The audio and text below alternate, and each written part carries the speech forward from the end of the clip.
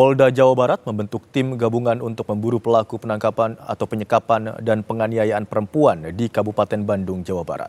Sejumlah lokasi didatangi polisi untuk mencari keberadaan pelaku.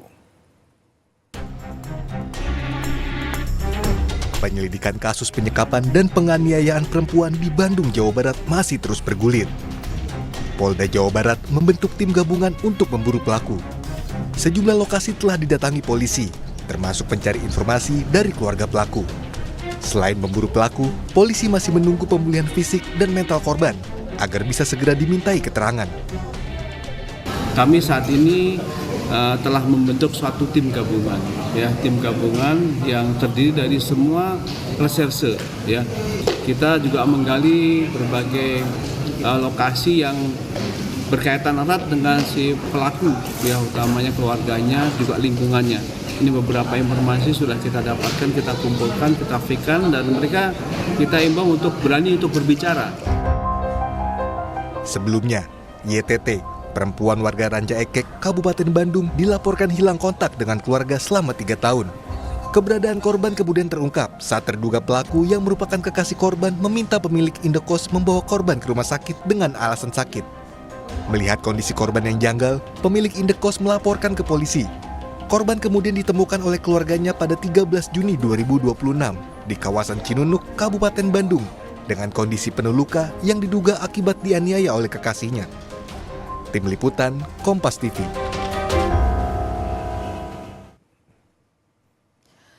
Saudara, kasus penyekapan dan penganiayaan seorang perempuan di Bandung, Jawa Barat masih terus diusut. Korban kini menjalani perawatan karena luka berat yang dialaminya. Disinilah lokasi tempat tinggal korban yang diduga mengalami penganiayaan selama disekap oleh pelaku dan kini masih buron. Selama 3 tahun korban dan pelaku tinggal berpindah-pindah hingga akhirnya ketika tinggal di sinilah korban kemudian dibawa ke rumah sakit dengan kondisi yang dialaminya. Rencananya pada siang ini, saudara, olah tempat kejadian perkara akan dilakukan oleh pihak Polda Jawa Barat.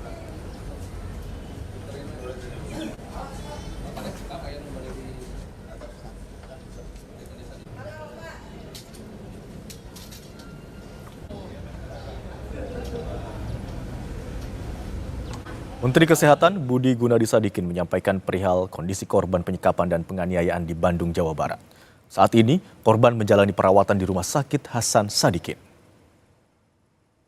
Sisi kesehatannya yang bersangkutan sekarang sudah dirawat di Rumah Sakit Kementerian Kesehatan di Bandung, RS Hasan Sadikin.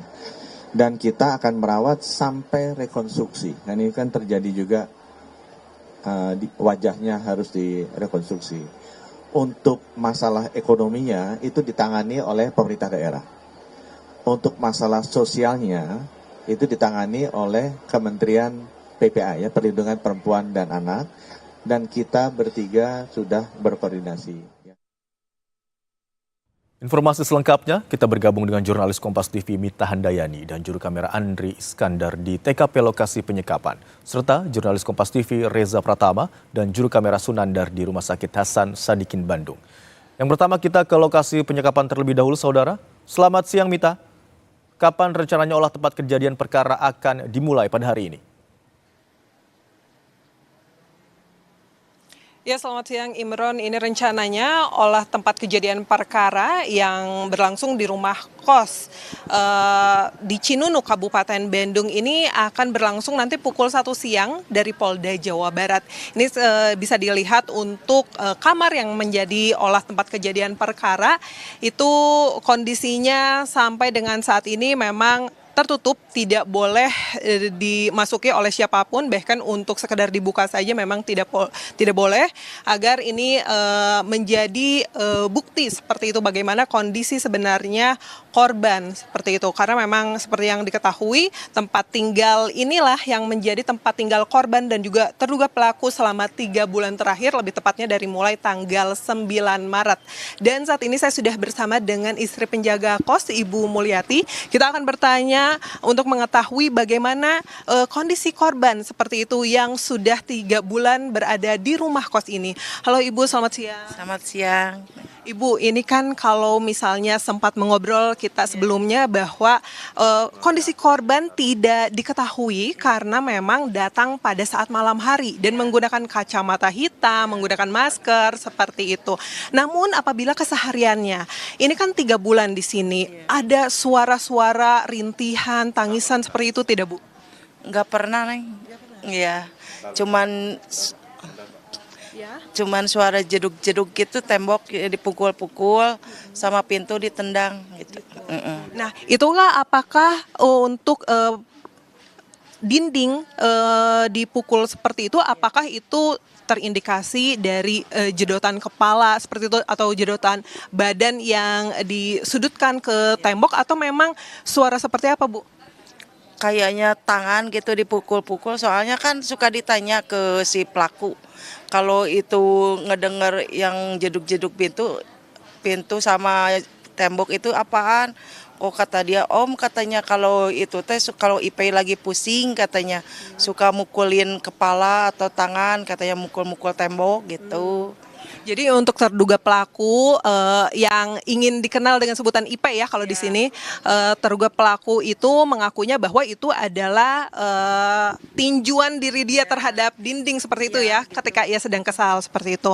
Nah, Ibu, apakah untuk korban sendiri pernah keluar atau Ibu pernah bertemu sebelumnya setelah ngekos di sini? Belum pernah sama sekali. Nyuci baju perempuannya juga belum lihat, belum pernah ada nyuci baju, kan istilahnya kalau orang itu ya perempuan ada baju lah, ada apa, nggak pernah. Cuman baju si pelakunya aja yang paling satu setel gitu juga. Nah, kalau misalnya lokasi kosan sendiri memang di sini kamar dan ada kamar mandi dalam.